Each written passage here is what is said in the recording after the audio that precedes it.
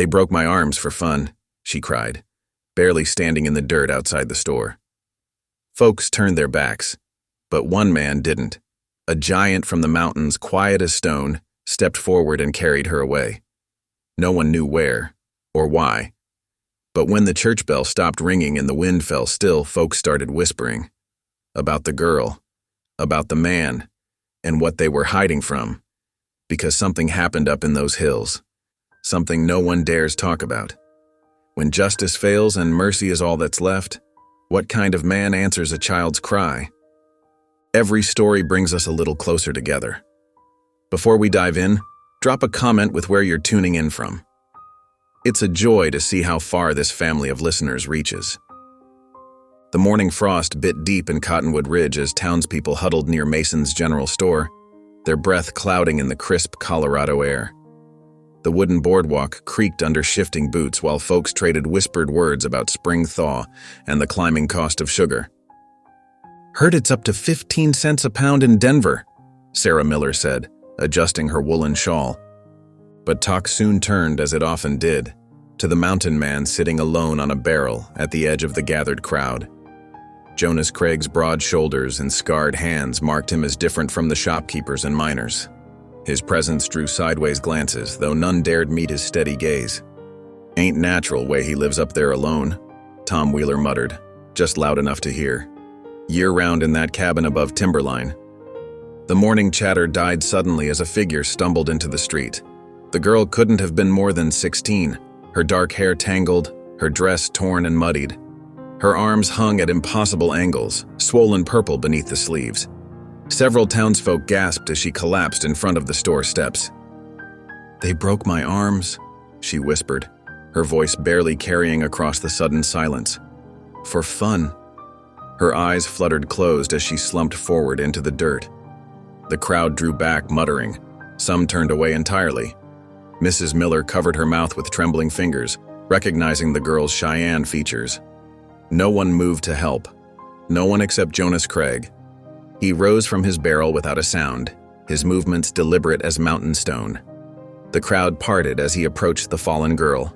With gentle hands that belied his size, he gathered her broken form, cradling her as carefully as a father might hold a sleeping child. Without acknowledging the staring townspeople, Jonas carried her across the muddy street toward the whitewashed cabin that served as both church and infirmary. His boots left deep prints in the half-frozen earth. Preacher Ellis met him at the door, his weathered face grave beneath his gray beard. "Bring her in," he said, holding the door wide. "Miss Ruth's already here, thank the Lord." Inside, the widow Ruth Carson looked up from arranging clean bandages. Her eyes widened at the sight of the girl's injuries, but her hands remained steady as she directed Jonas to lay their patient on the narrow cot. "Those arms need setting," she said quietly, rolling up her sleeves. "It'll take both of us, preacher." Jonas stepped back as they worked, his large frame somehow fitting itself into the cabin's shadows. The girl moaned once as Miss Ruth began her examination, then fell still. "What made you help her?" Preacher Ellis asked, glancing up from preparing splints. "Most folks wouldn't have." Jonas's voice was rough from disuse. "No one else would." The words hung in the air like wood smoke as the preacher and widow worked. They cleaned the girl's wounds, set the broken bones as best they could, and wrapped her arms in careful splints. Through it all, Jonas remained, a silent guardian in the corner. Only when the girl had drifted into laudanum-aided sleep did Jonas move. He stepped outside onto the church's small porch, his eyes drawn to the snow-capped peaks rising beyond the town's weathered roofs. The mountains stood eternal, unchanged by the morning's events, yet something had shifted in the valley below them. The preacher followed him out, tobacco-stained fingers clutching his worn Bible. "She'll need care," he said softly. "More than we can give here." Jonas didn't respond, but his gaze remained fixed on the high country where his cabin waited, lonely against the winter sky. The silence stretched between the two men, filled with unspoken questions about what would come next, about the girl's attackers, about justice in a land where such things often went unnamed. But for now, in the cold morning air of Cottonwood Ridge, Jonas Craig had broken his isolation to save a wounded child. And in doing so, He'd taken the first step on a path that would change not only his life, but the heart of the town itself. The afternoon sun cast long shadows across Cottonwood Ridge as Miss Ruth worked inside the preacher's shack. Her skilled hands moved with practiced care, adjusting the splints on Rose's broken arms. The makeshift braces fashioned from strips of wood and clean linen were the best they could manage with their limited supplies. Outside, Jonas Craig maintained his vigil. He sat on the porch steps, his broad shoulders hunched against the cooling air. Townspeople hurried past, their quick glances mixing curiosity with unease. Some whispered behind raised hands, but Jonas paid them no mind. His attention remained fixed on the closed door behind him, listening for any sound of distress. Inside the dim room, Rose stirred on the narrow cot. Her eyes fluttered open, glazed with pain despite the laudanum. Miss Ruth leaned closer, dabbing the girl's forehead with a cool cloth. "Griff Tolan," Rose muttered, her voice barely above a whisper. The name fell like a stone in the quiet room. Preacher Ellis, who had been reading his Bible in the corner, stiffened at the words. His weathered hands gripped the book's leather cover until his knuckles whitened. Miss Ruth glanced at him, noting how the usually steady minister seemed to age years in those few moments. As evening painted the sky in deep purples, Preacher Ellis stepped onto the porch. He settled beside Jonas, pulling out his tobacco pouch with trembling fingers. "That name," she spoke, the preacher said quietly. "Griff Tolan. You know him." Jonas remained still, but something flickered in his eyes. "He was discharged from the army years back," Ellis continued, carefully tamping tobacco into his pipe. "Your old unit, if I recall right. Dishonorably discharged." He struck a match, the small flame briefly illuminating his grave expression. "His father owns half the valley now. Boy does whatever he pleases, answers to no one." Jonas's face hardened like granite, but he offered no response. The silence stretched between them as night crept into the valley. When darkness finally settled over the town, Jonas rose and went inside. He carried a bowl of steaming broth that Miss Ruth had prepared. Rose lay curled on her side, her splinted arms held close to her chest. When Jonas approached, she turned her face away. "Little sparrow," he said softly, the words rough from disuse but gentle as falling snow. Rose's breath caught. Tears spilled down her cheeks as she slowly turned back.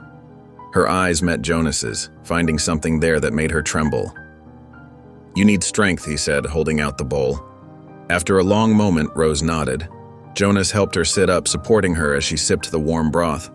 Neither spoke again, but something shifted in the space between them. Trust, fragile as morning frost, beginning to form. That night, Jonas made his bed on the porch using his saddle as a pillow. The spring air held winter's bite, but he'd slept in worse conditions.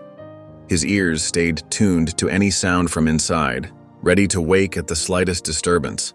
Hours before dawn, when the stars still burned bright overhead, Jonas heard it, the soft scrape of boots on wooden floors, the careful creak of the door. Rose emerged like a shadow, trying to slip past where he lay. "Please," she whispered when she saw him rise. "Don't stop me." Her voice shook with desperation. "My brother Clay, he's hidden upriver, all alone." Fresh tears tracked down her face. "If Griff finds him..."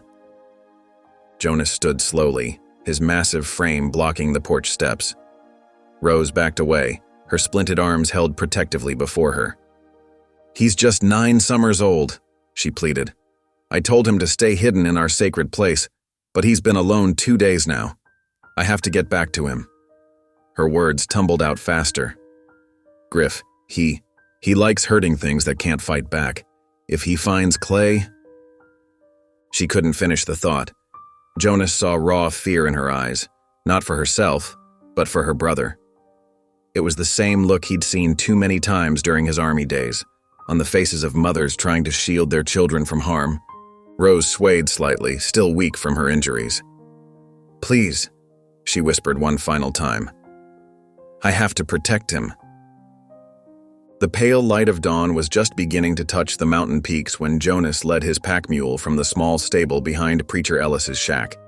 His movements were methodical as he adjusted the saddle straps and checked his supplies. The mule, a sturdy creature named Bess, stood patient and still, her breath forming small clouds in the crisp morning air. Jonas paused only briefly to leave a note for Rose, scratched in rough letters, "Getting your brother." He knew the girl would try to follow if given the chance, and her arms needed time to heal. The spring thaw had turned the valley dangerous. Snowmelt from the high country rushed down in torrents, swelling the river until it growled like a living thing. Jonas guided Bess carefully along the northern bank, watching for signs of unstable ground. The mule's hooves sank deep in places where frost was giving way to mud. As they climbed higher into the foothills, memories Jonas had long buried began to surface. The last night with his cavalry unit played across his mind like a shadow show. He could still smell the smoke from the burning village, still hear Griff Toland's laughter cutting through the screams. The sound had made Jonas's blood run cold, not the wild laugh of a man caught in battle fury, but something calculated and cruel. The next morning, Jonas had placed his badge on the commander's desk without a word and walked away. Now, as afternoon sun filtered through bare branches, Jonas studied the ground for tracks. The terrain here was rough, all tumbled rocks and fallen timber. A good place to hide if you knew how. He dismounted and led Bess on foot, scanning the forest floor. Near a burned-out homestead, its log walls black with old fire, Jonas found what he was looking for: small boot prints in a patch of mud, no more than a few days old. He followed them to a massive fallen log, hollow with age. There, curled inside like a frightened rabbit, was Clay. The boy's dark eyes were wide but steady as he watched Jonas approach. In his hands, he clutched a wooden bird, its wings spread in flight. Rose's work, Jonas guessed, noting the careful detail of the carved feathers. Jonas crouched down several paces away, making himself less imposing. He reached slowly into his coat and brought out a handful of dried apple slices. Setting them on a flat rock between them, he took one for himself and bit into it, showing it was safe. Clay didn't move, but his eyes followed Jonas's every motion. Jonas picked up a stick and began drawing in a patch of bare earth, simple pictures of a girl with splinted arms, a preacher's house, a mule. The boy leaned forward slightly, interest flickering across his face. Jonas added more details: a bird like the one Clay held, a river, mountains. Then he drew Clay himself, small but clear, and beside him, he sketched Rose. The boy's breath caught. Jonas pointed to the drawings, then down the valley, and waited. Long minutes passed. Finally, Clay emerged from his shelter, movements cautious as a young deer. He was small for 9 years, his clothes worn but clean. The wooden bird never left his grip. He studied Jonas's face, then pointed to the drawing of Rose, his expression questioning. Jonas nodded. "Your sister is safe," he said softly, though he knew the boy wouldn't or couldn't answer. "She sent me to find you." As darkness approached, Jonas led them to a sheltered grove of pines. He unsaddled Bess and laid out bedrolls, starting a small fire more for comfort than warmth. Clay watched him work, occasionally touching the mule's broadside with gentle fingers. They shared a simple meal of jerky and the remaining dried apples. Clay didn't speak, but his shoulders gradually relaxed as the evening deepened. When sleep finally pulled at him, the boy curled up against Bess's warm belly, one hand still holding his carved bird. The mule stood steady, as if understanding her role as guardian. Jonas settled with his back against a tree, rifle across his knees. Above them, stars emerged one by one, bright and cold in the mountain sky. He watched Clay's peaceful breathing and felt something shift in his chest. A protective instinct he thought he'd buried years ago, coming back to life like spring thaw after a long winter. The noon sun cast sharp shadows across Cottonwood Ridge's main street as Jonas guided his mule toward the preacher's shack. Clay sat before him in the saddle, still clutching his wooden bird. The boy had barely slept during their journey, his small body tense with worry about his sister. Dust swirled around Bess's hooves as they came to a stop. Without hesitation, Jonas lifted Clay from the saddle and carried him up the worn wooden steps. The door creaked open before he could knock. "Rose," the boy mouthed silently, seeing his sister propped up on pillows inside. Rose's eyes filled with tears at the sight of her brother. "Clay!" she cried out, trying to sit up straighter despite her splinted arms. Miss Ruth quickly steadied her with gentle hands. Jonas set Clay down, and the boy rushed to Rose's bedside. He pressed his face against her shoulder, careful not to bump her injured arms. Rose's tears fell freely now as she pressed her cheek against her brother's dark hair. "Thank you," she whispered to Jonas, her voice thick with emotion. "Thank you for bringing him back to me." Miss Ruth watched the reunion from beside the wood stove, her weathered face soft with compassion. Her eyes moved from the children to Jonas, noting how the big man's usual stern expression had gentled. He stood near the door like a protective shadow, his presence somehow both fierce and tender. Preacher Ellis touched Jonas's arm and motioned him outside. The two men stepped onto the porch, where the preacher's voice dropped low with concern. "Griff's been asking questions," Ellis said, glancing toward the street. "Watching the shack. It ain't safe for them here in town." He pulled out his pipe, but didn't light it. "He's got too many friends in high places, Jonas, too much influence." Jonas nodded once, his jaw set. He'd already decided what needed to be done. By dusk, they were ready to leave. Jonas had brought down an extra horse from his cabin that morning, knowing they'd need it. Rose sat sideways in the saddle, her splinted arms supported by a sling Miss Ruth had fashioned. Clay rode behind Jonas on Bess while their few belongings were secured to the pack horse. The sun was setting as they started up the mountain trail, painting the sky in deep purples and golds. Jonas led them along paths he knew by heart, choosing the gentler slopes for Rose's comfort. The children were quiet, taking in the changing landscape as they climbed higher into the mountains. 2 hours later, darkness had settled completely over the land. Stars pierced the black sky like ice crystals as Jonas's cabin finally came into view. A sturdy structure of squared logs, it stood dark and waiting in a small clearing. Jonas helped Rose down first, supporting her carefully as her legs adjusted to standing. Clay slipped from Bess's back on his own, staying close to his sister as Jonas unlocked the cabin door. Inside, Jonas quickly got a fire going in the stone hearth. Warm light spread across the room, revealing solid furnishings. A table with 3 chairs, storage chests, and a large bearskin rug spread before the fireplace. Dried herbs hung from the rafters, and iron cooking pots lined a shelf near the stove. While Jonas tended to the horses, Clay explored the cabin with cautious curiosity. His small fingers traced the carved edges of the table, touched the soft fur of the bearskin. Rose watched him from the cot Jonas had set up near the fire, relief evident in every line of her face. When Jonas returned, he helped Rose settle more comfortably, adding an extra blanket against the mountain night's chill. The familiar scent of pine smoke filled the cabin as he prepared a simple meal of beans and cornbread. After they'd eaten, Rose began to sing softly. Her voice was clear and sweet in the firelit quiet, the Cheyenne words flowing like water. It was a lullaby, ancient and soothing. Clay's eyes grew heavy as he listened, curled up beside her cot on the bearskin rug. Jonas sat on his stool by the door, his big frame still in the shadows. As Rose sang, his lips moved slightly, forming the words he'd thought long forgotten.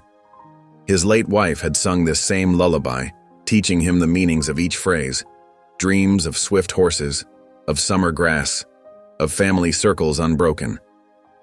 The fire crackled low in the hearth. Outside, an owl called once, then fell silent. Inside the cabin, Rose's voice drifted into whispers and finally ceased. Clay was asleep on the bearskin, his wooden bird still held safe in his hand. Rose's breathing soon deepened into sleep as well, her splinted arms resting carefully at her sides. Jonas remained on his stool watching over them. The cabin felt different now, as if it had been waiting all these years for such a night, for children's sleep-soft breathing and ancient lullabies to fill its quiet corners with life again. Morning sunlight streamed through the cabin's single window as Jonas worked to repair loose floorboards near the hearth. The steady rhythm of his hammer filled the cool mountain air.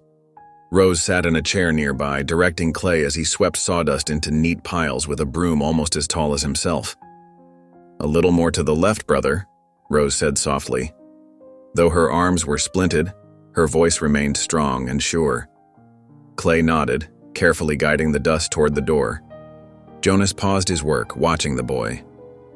In just 3 days, Clay had grown more comfortable in the cabin, his movements less hesitant. The child had even started leaving small wooden figures around the house. A deer by the window, a rabbit near the water bucket. "You're good with tools," Rose observed, nodding toward Jonas's handiwork. "Like my father was." Jonas set down his hammer. "Reckon a home needs mending same as people do." He reached for another board. "Clay seems to have his grandfather's gift for carving."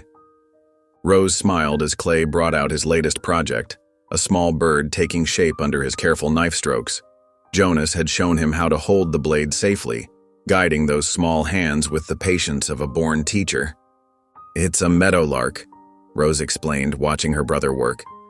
"Like the ones that used to nest near our old home." The cabin grew warmer as morning stretched toward noon. Jonas fixed a loose shutter, patched a hole in the roof, and built a second sleeping platform in the corner. Rose insisted on helping where she could, directing Clay to hand Jonas nails or hold boards steady.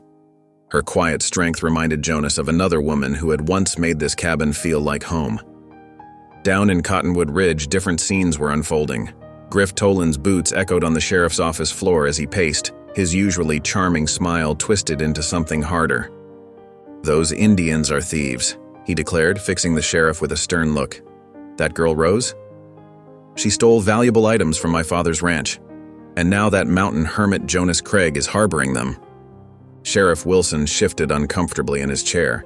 He'd known Griff since the man was a boy, seen him grow into his father's wealth and influence. But he'd also heard whispers about Griff's discharge from the cavalry. Dark stories no one dared speak aloud. "Ain't seen any proof of theft," the sheriff said carefully. "And Jonas Craig's never caused trouble here." Griff's hand came down hard on the desk. "You're not listening, they're criminals. That girl needs to be brought to justice." The sheriff wiped his brow with a handkerchief. "Without evidence, my hands are tied." Griff's eyes narrowed, but he said nothing more. He left the office, letting the door slam behind him. Sunday morning dawned clear and cold. Jonas helped Rose into the wagon he'd borrowed from Preacher Ellis, making sure she was comfortable on the padded seat. Clay sat between them, dressed in his cleanest shirt, his wooden meadowlark tucked safely in his pocket. The one-room church stood white against the blue sky as they arrived. Heads turned when Jonas helped Rose down from the wagon. Whispers followed them up the steps. Inside, several families shifted away as Jonas led the children to a pew, but he sat tall beside Rose, his face impassive. Preacher Ellis's sermon spoke of mercy and welcome. Some townsfolk kept stealing glances at Rose's splinted arms, at Clay's dark eyes, at Jonas's protective presence. But Miss Ruth smiled warmly at them from her seat near the front, and the preacher's words seemed directed at those who would judge too quickly. After the service, Rose and Jonas sat alone in the empty church.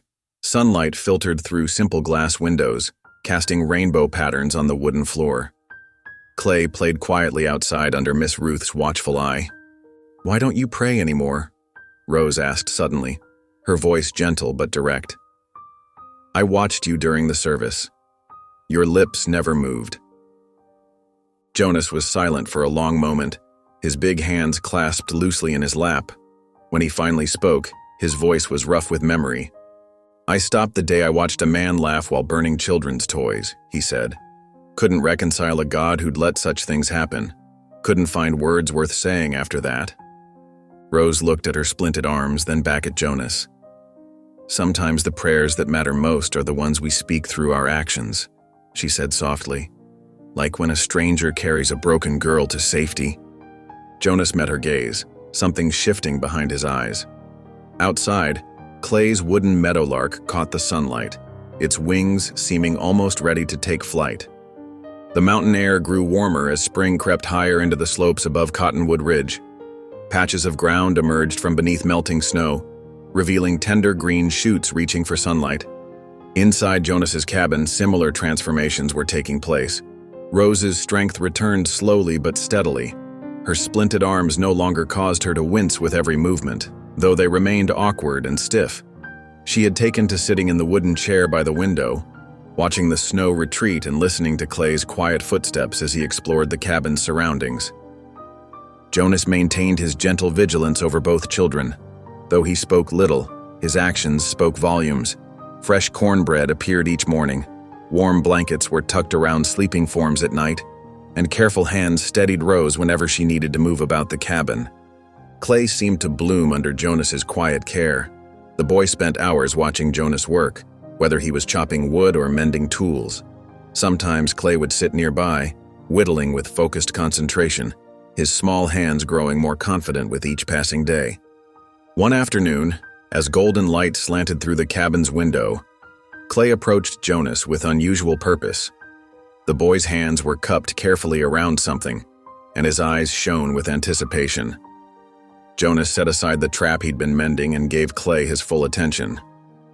Clay opened his hands to reveal a carving that made Jonas's breath catch. A bear, carved with remarkable detail, stood on its hind legs. In its extended paw, it held what appeared to be a dove. The two creatures weren't fighting. Instead, they seemed to be sharing a moment of perfect understanding. Jonas's weathered hands trembled slightly as he accepted the gift. Rose watched from her chair, tears gleaming in her eyes as she witnessed the exchange. Jonas traced the careful lines of the carving with one rough finger, understanding the message Clay had crafted into the wood. Strength and gentleness united. "It's beautiful," Jonas whispered, his voice rough with emotion. Clay's face lit up with a rare smile, and he pressed closer to Jonas's side, pointing out small details in his work. That evening, as Rose prepared to help Clay get ready for bed, she noticed something tucked away on a high shelf, a tattered Bible, its leather cover worn smooth with age. She mentioned it to Jonas, who stood very still for a moment before reaching up to take it down. After their simple supper of beans and cornbread, Jonas did something unexpected. He opened the Bible, its pages crackling softly in the lamplight, and began to read. His voice, though hesitant at first, grew stronger as he shared words of comfort and hope. Clay leaned against Rose's shoulder, both children absorbing the peaceful moment, their first truly restful evening together as a makeshift family. The next morning dawned clear and cool. Jonas made the journey down to Cottonwood Ridge, his mind heavy with concern for Rose's arms. He found Miss Ruth in her small house behind the church, tending to her herb garden. "How are her arms healing?" he asked without preamble, accepting the cup of tea Miss Ruth offered. The widow's face grew serious. "The breaks are mending, but not right. She needs more than I can offer." Miss Ruth set down her own cup with a gentle clink. "Without proper surgery, I fear she may never regain full use of her hands." Jonas's shoulders tensed. "Where?" "Denver has doctors who could help, specialists who understand how to repair such damage." Miss Ruth paused, knowing the weight of what she would say next. "But, Jonas, the operation, it's expensive, very expensive. And then there's the journey itself, the recovery time." Jonas nodded slowly, his expression unchanged but his eyes calculating. He understood what lay ahead, the cost, the risks, the sacrifice it would require. But as he thought of Rose's quiet strength, of Clay's trust shown through carved creatures, he knew there was no real choice to make. He stood, thanking Miss Ruth with a slight bow of his head. The widow watched him go, recognizing the set of his shoulders, the look of a man who had made an unshakable decision. As Jonas walked back up the mountain trail, his mind was already turning over possibilities. He had some savings, and there were his winter furs to sell. It wouldn't be enough, but it was a start. The path ahead would be difficult, but as he remembered Clay's carving, the bear and dove together, he felt a certainty settle in his chest. Whatever it took, he would find a way to help Rose heal. The days grew longer as Jonas worked from sunrise to sunset, his broad shoulders bent to endless tasks. Stacks of split firewood grew beside the cabin, while stretched hides dried on frames in the spring breeze. His hands, already rough from years of mountain life, grew even more calloused as he worked to build a future for his newfound family. In the cool morning air, Jonas would check his trap lines, collecting the winter-thick pelts that would fetch good prices. He worked methodically, treating each hide with the care that came from decades of experience. The children watched from the cabin porch as he scraped and stretched the pelts, his movements precise and practiced. When the first batch was ready, Jonas loaded his mule with firewood and furs, making his way down to Cottonwood Ridge. He visited old friends, weather-beaten trappers who knew him from leaner years, ranch hands who remembered his skills with horses, and Martha Two Stars, a Lakota beadworker whose intricate crafts always found eager buyers. "Ain't seen you trading this much since before," observed Tom Wheeler, an aging trapper, as he examined Jonas's pelts. "These'll fetch fair price in Denver." Jonas merely nodded, accepting the coins and adding them to his growing collection. Each transaction brought him closer to his goal, though the cost of Rose's surgery still loomed large. Back in town, darkness gathered in Griff Tolan's eyes as days passed without sign of Rose. One evening, he cornered Preacher Ellis outside the church, his boots heavy on the wooden steps. "Where's the engine girl?" Griff's voice carried the hint of whiskey. "She took something of mine. Need her back." The preacher stood his ground, though his heart hammered in his chest. "The Lord's house stands against false witness, Griff Tolan. We both know what really happened." "Ain't your business, preacher." Griff stepped closer, his shadow falling across Ellis's face. "That girl belongs. She belongs to God and herself." Ellis cut in, his voice steady despite his fear. "Nothing more to discuss." Griff's face twisted, but even he hesitated to strike a man of the cloth in front of the church. He spat in the dust and stalked away, leaving threats hanging in the evening air. Up at the cabin, life took on its own rhythm. Jonas spent mornings teaching Clay the art of rabbit snares, showing him how to read tracks in the damp earth and set traps where rabbits run. The boy proved a quick study, his small hands nimble with the wire and twine. "Just like that," Jonas would murmur when Clay got it right. The boy's proud smile was worth more than any pelt. Rose watched from her perch on a fallen log, her splinted arms cradled in her lap. Jonas noticed her watching and began bringing her small pieces of soft pine to carve. He showed her how to hold a knife safely, supporting her weak grip with his own large hands. "Start gentle," he instructed, helping her make simple cuts. "Wood'll tell you which way it wants to split." Rose's first attempts were clumsy, but she persevered. Each day her fingers grew stronger, though they still trembled with effort. Jonas would sit beside her, whittling his own pieces, offering quiet encouragement when frustration brought tears to her eyes. One evening, as purple shadows stretched across the cabin floor, Rose sat by the fire working on a small carving. Clay dozed nearby, curled up with Jonas's old blanket. The cabin smelled of pine sap and cooking beans, comfortable and warm. "Pa," Rose called softly, wanting to show him her progress. "Look at this."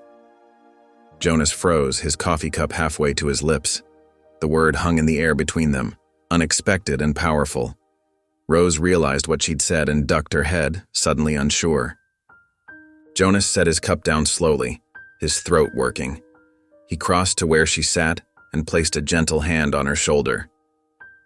"Ain't been called that in a long time," he muttered, his voice rough with emotion. Rose leaned into his touch, relief flooding her face. Neither spoke again, but something shifted in the cabin's atmosphere, a piece clicking into place, making their makeshift family feel more real, more whole. Jonas squeezed her shoulder once more before moving away to tend the fire. In its dancing light, he watched Rose return to her carving, her face peaceful. Clay stirred in his sleep, murmuring something soft and unintelligible. Outside, an owl called into the gathering night, its voice echoing across the awakening spring landscape. A week of spring thaw brought muddy trails and fresh hope. Jonas loaded his handmade sled with carefully prepared furs, wooden carvings, and leather goods. The morning sun caught the frost on his beard as he made his way down the mountain path toward Cottonwood Ridge. The town seemed different today. People who normally nodded in greeting now turned away, hurrying past with averted eyes. Jonas felt the change like a cold wind, but kept his face neutral as he tied his mule outside the general store. Inside, Mr. Peterson barely looked up from his ledger. The shopkeeper's usual friendly manner had hardened into something distant and formal. "What you got there, Craig?" Jonas laid out his goods on the counter: prime beaver pelts, fox furs still thick with winter coat, and intricately carved wooden figures that Rose had helped finish. Each piece represented hours of careful work. Peterson examined the furs with deliberate slowness. "Can only offer you quarter price today, times being what they are." Jonas knew the real reason. Griff Toland's influence ran deep in town, touching everyone's pockets. A quarter price was barely enough for food, let alone saving toward Rose's surgery. Still, he needed whatever he could get. "Reckon that'll have to do," Jonas said quietly, watching as Peterson counted out the meager payment. At the church later that afternoon, Miss Ruth gathered a small group after services. Her gray eyes held fierce determination as she spoke in hushed tones. "That child needs proper doctoring. We can't let fear stop us from doing what's right." Some shifted uncomfortably, but others nodded. Old Jim Turner, who'd ranched in the valley for 40 years, pulled out a silver pocket watch that had been his father's. "Might fetch something in Denver," he said, placing it in Miss Ruth's hands. A traveling tinker named Morris, who'd stopped to repair tools in town, offered up a well-maintained saddle. "Ain't much, but it's good leather," he said. "Might help the cause." Word of the quiet fundraiser spread through whispers and nods. Small donations appeared, a jar of coins here, a piece of jewelry there. Each gift carried the weight of defiance against Griff's unspoken threats. The sun had set by the time Jonas finished his business in town. He was loading the last of his supplies when shouts erupted from the direction of the church. Orange light flickered against the darkening sky. Jonas ran toward the commotion, his long strides eating up the muddy ground. The preacher's shack was alive with firelight, flames licking up one wall while dark figures retreated into the shadows. The acrid smell of coal oil hung in the air. Without hesitation, Jonas grabbed a nearby water barrel and, with help from others who'd come running, fought to contain the flames. The fire hadn't taken hold fully yet, and they managed to douse it before it could spread beyond the outer wall. In the aftermath, Jonas stood silent before the charred timber. Crude letters had been painted across the undamaged wall. "Half-breed lovers die next."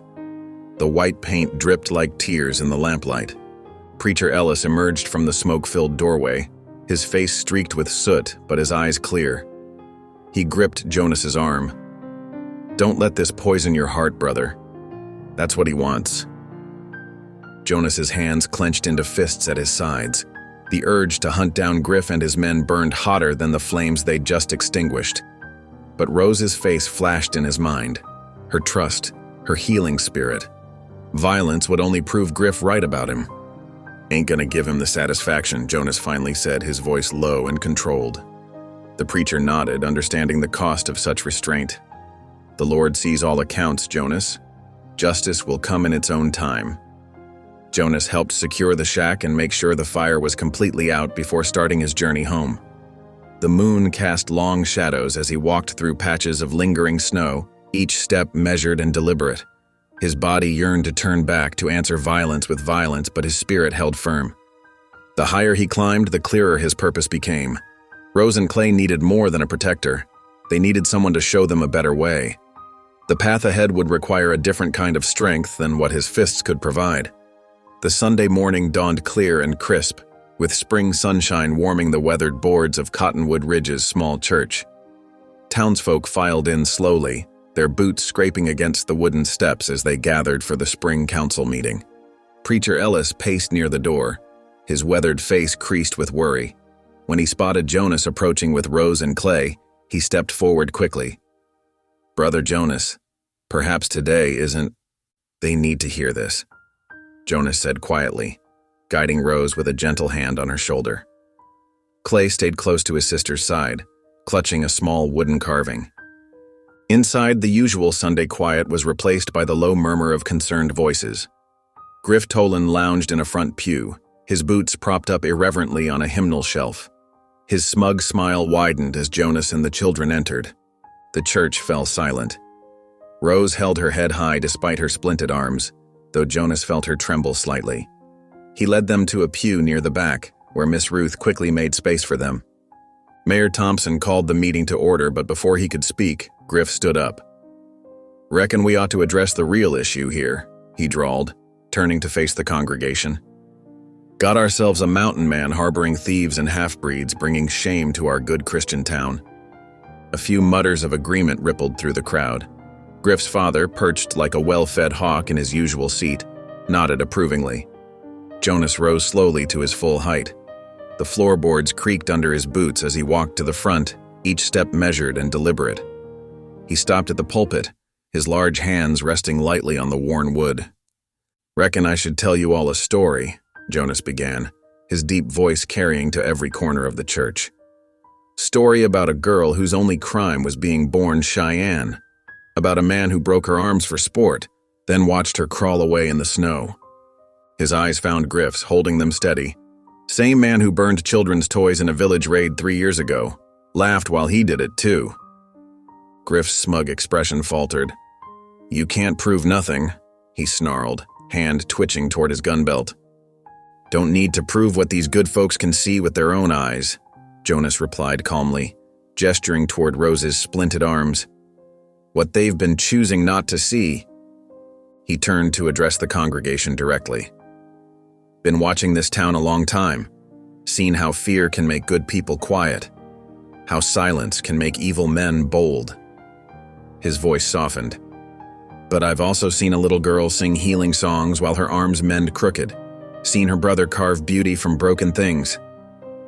Clay, as if on cue, held up his latest carving, a small wooden church with a dove perched on its steeple. So I'm asking you all today, Jonas continued, his voice carrying the weight of mountains, what kind of land are we if a child's prayer is answered by silence? The church grew so quiet you could hear the spring wind whistling through the eaves. Griff stepped forward, his face twisted with rage. You sanctimonious bastard, he spat, closing the distance between them. Think you're better than us? Come on then, let's settle this like men. Jonas didn't move, didn't raise his fists. Already settled, he said quietly. Not with fighting, with truth. Miss Ruth stood up suddenly. He's right, she declared, her voice strong despite her age. We've all seen what happened to that child. All kept quiet, thinking it wasn't our business. She walked to the front, placing herself beside Jonas. Well, I'm making it my business now. One by one, others began to stand. The elderly rancher who donated his silver watch, the traveling tinker, then Preacher Ellis, who moved to join them at the pulpit. Griff Tolan, the preacher said, his voice carrying the authority of his office. You and yours have brought violence to God's house and harm to his children. It ends today. Griff looked around wildly, seeing the tide of opinion turning. His father stood up, face purple with rage, but even his influence couldn't stop what was happening. The truth, once spoken, hung in the air like morning mist, impossible to gather back up. Jonas watched silently as the mayor called for a vote to send for the territorial marshal. When Griff lunged forward one last time, Jonas simply stepped aside, letting the man's own momentum carry him stumbling into a pew. Rose's clear voice rang out in the sudden quiet. My people say that a warrior's greatest strength is knowing when not to fight. Jonas turned to look at her, seeing in her face the same quiet dignity that had first moved him to action that cold morning in the street. The sunlight through the church windows caught the silver in his beard as he nodded, just once before returning to sit beside his chosen family. The week after Jonas's speech in church brought changes to Cottonwood Ridge, as subtle and steady as the spring thaw. Miss Ruth's fundraiser, once a whispered effort among a faithful few, bloomed like the first wildflowers pushing through melting snow. Early Monday morning, the elderly rancher who donated his silver watch appeared at the general store with a burlap sack of dried corn and beans. For them young ones up at Jonas's place, he said gruffly, settling the sack on the counter. By noon, 3 more families had added to the pile. Jonas discovered the growing collection when he came to town for supplies on Tuesday. He stood in the doorway, his broad shoulders filling the frame, watching silently as the shopkeeper's wife sorted through the offerings. Jars of preserved peaches, warm wool socks, a child's primer with barely worn pages. Folks want to help, she explained softly, not meeting his eyes directly. Ain't right what happened before. Jonas nodded once, his throat tight. He loaded the donations carefully into his saddlebags, each item a small weight of redemption. The shop bell tinkled as he left, and he noticed how people no longer hurried to the other side of the street when he passed. Wednesday brought more changes. The telegraph operator's wife appeared at Miss Ruth's door with an envelope containing $3 silver, her egg money for the month. "For the little girl's surgery," she insisted, pressing it into the older woman's hands. "My Henry says it ain't much, but it's something." Miss Ruth added it to the growing collection in her tin box, carefully noting each contribution in her ledger. The total was climbing, though still far short of what a Denver surgeon would require. On Thursday afternoon, the sheriff received an official-looking envelope from the territorial capital. Inside was a warrant for Griff Tolan's arrest, not for Rose's injuries, but for charges dating back to his Army discharge. The sheriff studied the paper for a long time, his weathered face troubled. "Seems someone in Denver remembered some unfinished business," he told Preacher Ellis later. "Things Griff's pa's money couldn't quite bury." Word spread quickly through town. By sunset, Griff's favorite saloon stood empty except for the bartender and a single rider, a drifter who'd been doing odd jobs at the Tolan Ranch. They left together just before midnight, two shadows merging with the darkness beyond the town limits. Friday morning dawned clear and cool. Jonas woke early, as always, to check his trap lines. He found Clay already awake, whittling quietly by the cabin door. The boy had carved another bird, this one with wings spread wide, ready to fly. "That's mighty fine work," Jonas said softly, running a calloused finger over the smooth wood. Clay smiled, the expression transforming his usually solemn face. When Jonas returned from his rounds, Miss Ruth's wagon was parked outside his cabin. She sat with Rose at the rough-hewn table, showing her how to form letters with her healing fingers. The tin box sat between them. "Jonas," Miss Ruth called as he entered, her eyes bright. "The town's been busy while you were up here in your mountain fortress." She opened the box, revealing a collection that made Rose gasp: coins, bills, and papers recording promised goods and services. "It ain't all we need yet," Miss Ruth admitted, "but it's growing every day. That Denver surgery, it's possible now, real possible." Rose looked up at Jonas, her dark eyes filling with tears. "Pa," she whispered, using the name that had become natural over the past weeks. "Is it true?" Jonas knelt beside her chair, his big hand gentle on her shoulder. "Reckon it is, little sparrow. Reckon it is." The tears spilled over then, but Rose was smiling through them. Clay came to stand beside his sister, placing his newest carving in her lap, the bird ready to take flight. Miss Ruth wiped her own eyes with the corner of her apron. "This town's remembering who it really is," she said firmly. "Took some reminding, but good folks will find their way back to right, given time." Jonas walked Miss Ruth to her wagon later, the mountain air crisp with approaching evening. She paused before climbing up to the seat. "You know, Jonas Craig, when you first brought that girl in from the snow, I wondered what kind of man you really were." She adjusted her shawl. "Reckon I know now. Same kind as that bird Clay carved, one that helps others soar." Jonas watched the wagon until it disappeared down the trail, then returned to the cabin where his children waited. Rose was already planning what she'd pack for Denver, while Clay worked on another carving. The hearth fire cast warm light on their faces, and for the first time in years, Jonas felt the weight of old guilt beginning to lift from his shoulders.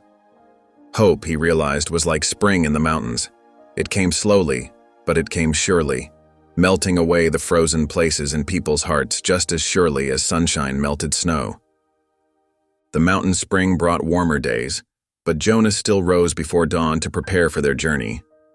He checked and double-checked the wagon's wooden wheels, testing each spoke with careful fingers. The old canvas cover needed patching in 3 places where winter storms had worn it thin. Inside the cabin, Rose sat at the table, her splinted arms resting on the rough wood as she watched Jonas pack. "Will it hurt?" she asked softly, her dark eyes following his movements. Jonas paused, a coil of rope in his weathered hands. "Truth is, little sparrow, it might.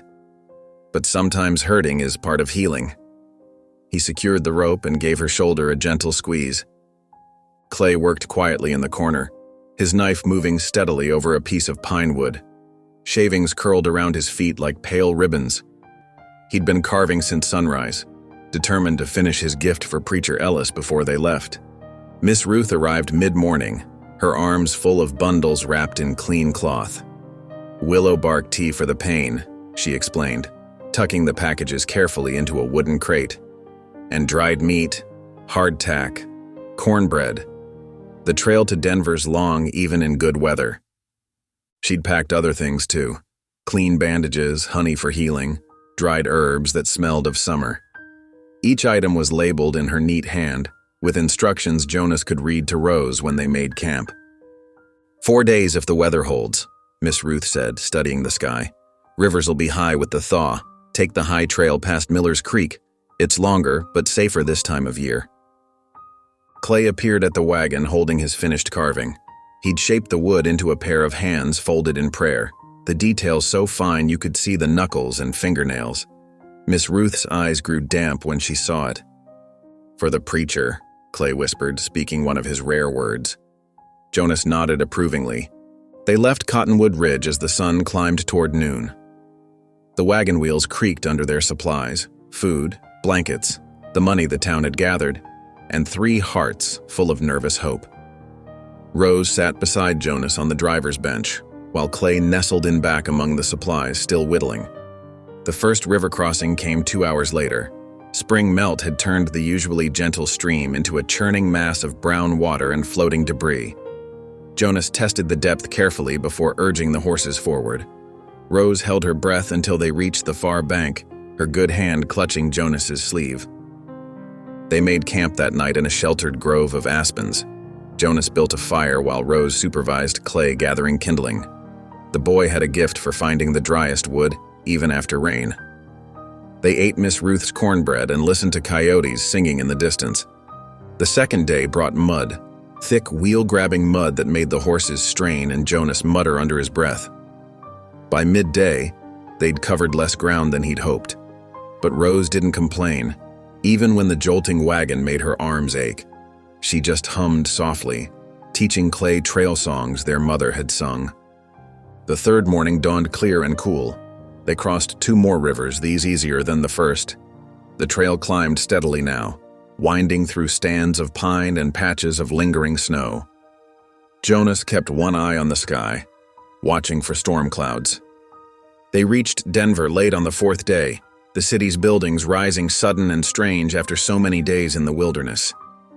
Clay pressed close to Rose as they rolled down unfamiliar streets, his eyes wide at the sight of so many people. The doctor's office stood on a quiet corner, its windows clean and curtained. Jonas helped Rose down from the wagon, steadying her when her legs wobbled from so many days of travel. Clay followed like a shadow, clutching his latest carving, a small figure of a girl with wings. Inside, the doctor was younger than Jonas expected, but his hands were steady and his eyes kind as he examined Rose's arms. He asked questions in a gentle voice, noting how the bones had begun healing.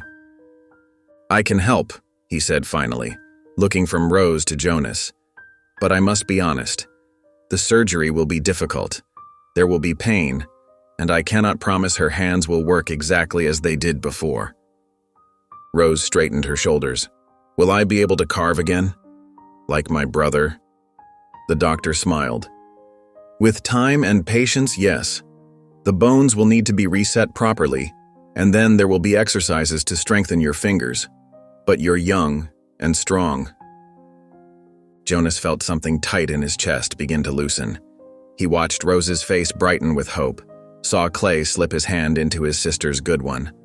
The long journey, the town's generosity, the doctor's careful words, all of it was leading toward healing, toward a future where Rose's hands could create beauty again.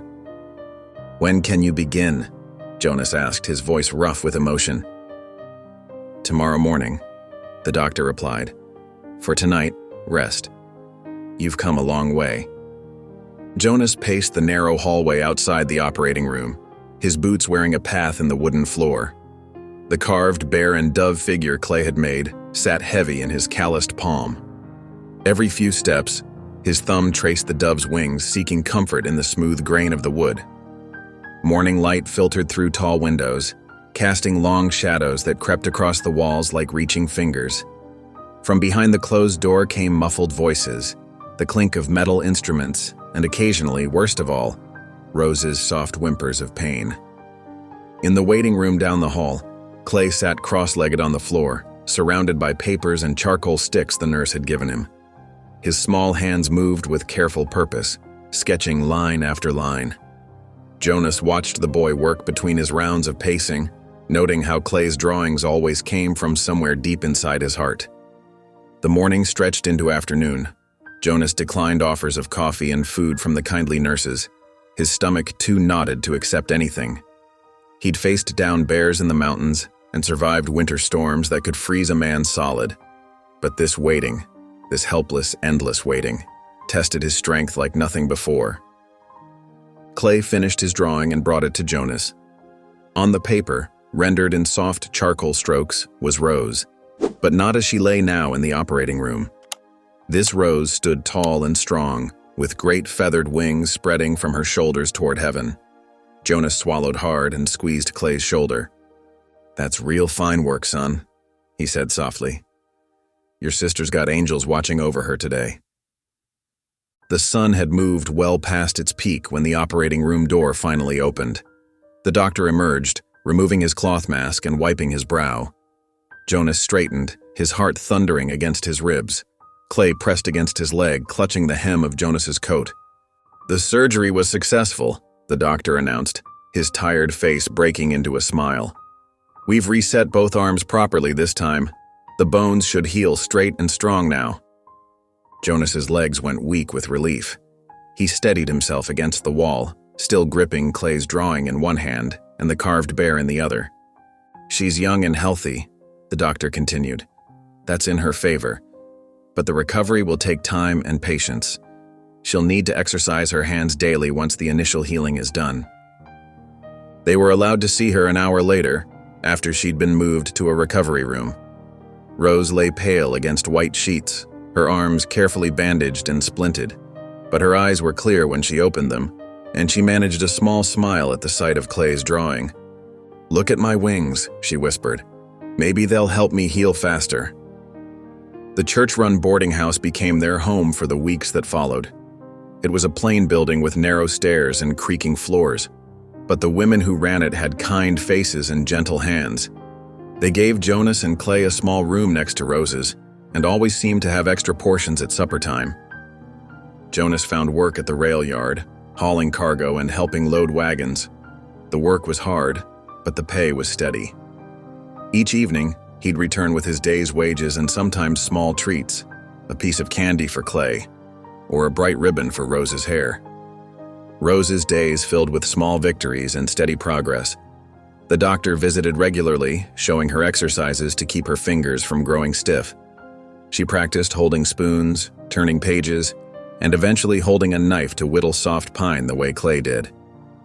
"Make a fist," the doctor would say, and Rose would concentrate, her face screwed up with effort, as she slowly curled her fingers toward her palm.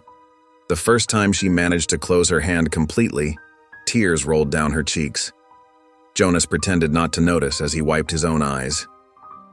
Clay spent hours by her bedside, showing her how to hold the whittling knife properly, guiding her fingers as they grew stronger.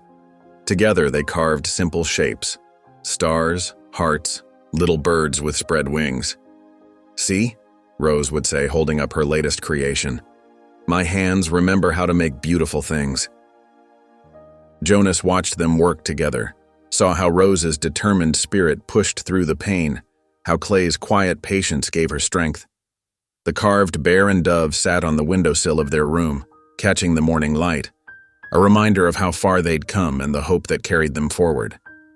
After nearly 6 weeks in Denver, the morning sun streamed through the boarding house windows as Rose sat at the small wooden table, her tongue caught between her teeth in concentration. With careful movements, she threaded a blue ribbon through her dark hair, tying it into a neat bow. Jonas watched from the doorway, his heart swelling with pride at how far she'd come. "Look, Pa," she said, holding up a spoon with steady fingers. "No shaking today." Clay had found his own way to contribute during their stay.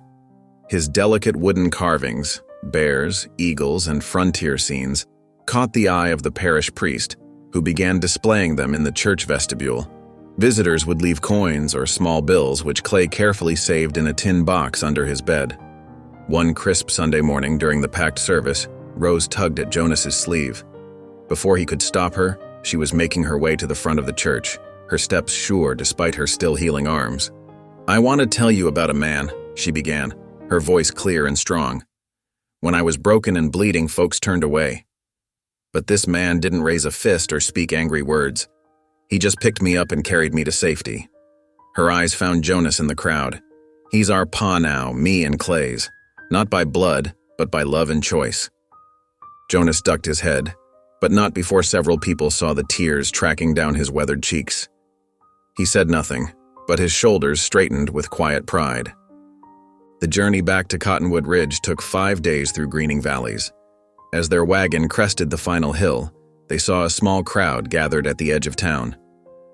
Miss Ruth stood at the front, her apron pockets bulging with dried herbs and bandages. Preacher Ellis raised his hand in blessing, and even the sheriff tipped his hat in welcome.